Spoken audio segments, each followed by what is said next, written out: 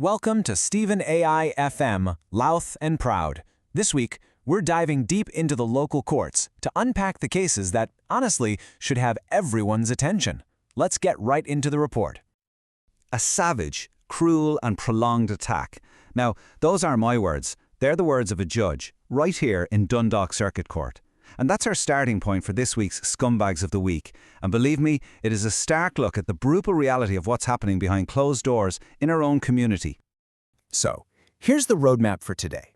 We're going to start with the violence that happens in private. Then we'll follow the money into the murky world of fraud and drugs. From there, we'll look at how all this chaos is spilling out onto our streets. And finally, and this is important, we'll see how Louth is starting to fight back. All right, let's head inside Dundalk Circuit Court, where the real-world consequences of all these actions are being laid bare for all to see. First step, we're going to talk about the kind of violence that happens away from the public eye. These cases, well, they reveal a really disturbing pattern of cruelty and control, often targeted at the most vulnerable people among us. Let's just try to unpack the case of Matthew King. The details that came out in court are truly stomach-turning. He beat his partner, who was 8 months pregnant, with an iron bar. He strangled her, tied her up, and then he urinated on her, poured bleach over her, and set fire to the caravan she was in. Now, this wasn't some first-time offense. The man had 60 prior convictions. And for all of this, he was sentenced to 6 years in prison. Just let that sink in for a moment. Now let's put that case next to the ongoing trial of Luke Donnelly. On the surface, it's another absolutely tragic story of family violence. He admits he killed his own mother. But his defense is painting a much more complicated picture.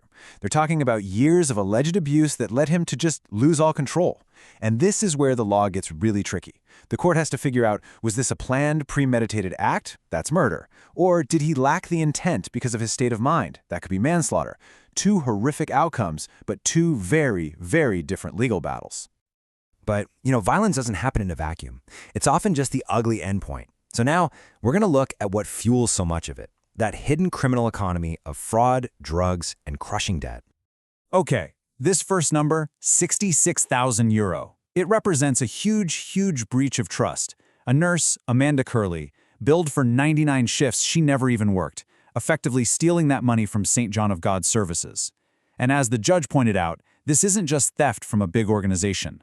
It's money taken directly from a service that provides critical care to some of the most vulnerable people in our community. Now, look at this figure, almost €500,000. That is the amount of tax revenue that was lost from just one illegal tobacco factory in RD. But the story's got another layer. The man who was jailed in connection with it, a Ukrainian handyman found living in absolute squalor on the site.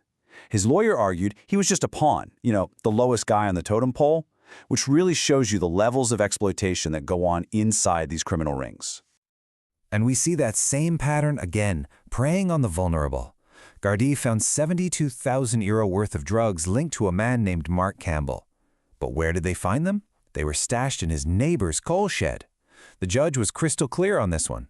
Campbell deliberately took advantage of a vulnerable person to hide his drug-dealing operation. When you look at these cases together, a really clear cycle starts to appear. You've got one person dealing drugs just to clear a debt. Another person claims they were groomed into the drug trade when they were just a kid. And a third is using cannabis to self-medicate for ADHD. It just shows again and again how debt, trauma, and personal history are so often at the root of these crimes. Of course, not all this crime stays hidden away. Now we're going to look at the sheer recklessness that spills out onto our streets, putting literally everyone at risk. Just take a look at these two cases from the court. First, you have Patrick McGuinness, who led armed Gardaí on a terrifying 25-minute high-speed chase, ramming their cars multiple times. Then you have Gagadeep Kaur. Her crime was followed by a calculated cover-up. After a hit-and-run that seriously hurt a cyclist, she actually moved the car to try and hide the evidence. So you've got this explosive, aggressive chase on one hand and this cold, calculated act of self-preservation on the other. And then you get this, just a total breakdown of public order. A brawl on Park Street. It gets so bad that it brings the entire town center to a standstill, right in the middle of the day. And the judge's concern wasn't just about the fight itself. It was about the public's sense of safety being completely shattered in broad daylight. Okay, so we've laid out the problems, and they are serious. But what's being done about it? Now we're going to shift gears and look at how the community is finally starting to coordinate and fight back. This right here is where things might start to change. It's the new Louth Local Community Safety Partnership. Basically, it aims to break down the old walls. For the first time, it's not just the Gardaí reacting to crime. You've got residents, the HSE, the council, all in the same room, with one job: create a single, unified plan to tackle these problems head-on, together. And you can see their mission is a totally different way of thinking. Instead of just reacting to crime after it's already happened, the goal is to get ahead of it. By identifying what people are actually worried about and using real evidence to act, the hope is they can stop crime from happening in the first place. And, just make daily life better across all of Louth. And what's really interesting is that this fight for safety isn't just top-down from official groups.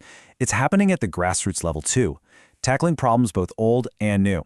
You've got farmers pushing for a modern solution, a DNA database for the ancient problem of livestock attacks. And at the same time, you have students stepping up as ambassadors to fight 21st century threats like cyberbullying. It really shows the community is mobilizing on all fronts. Listen, if you think these stories need a spotlight, please make sure you subscribe. And I'm genuinely curious to know what you think. Drop a comment below and tell me which one of the cases we talked about today really stood out to you the most. So we're seeing these new strategies, new partnerships taking shape, but the problems, as we've seen, are clearly deep-rooted. The real question is this enough? Is it enough to really turn the tide on crime in Louth? That's the question we're left with. And that's the latest from Stephen AIFM, Louth and Proud.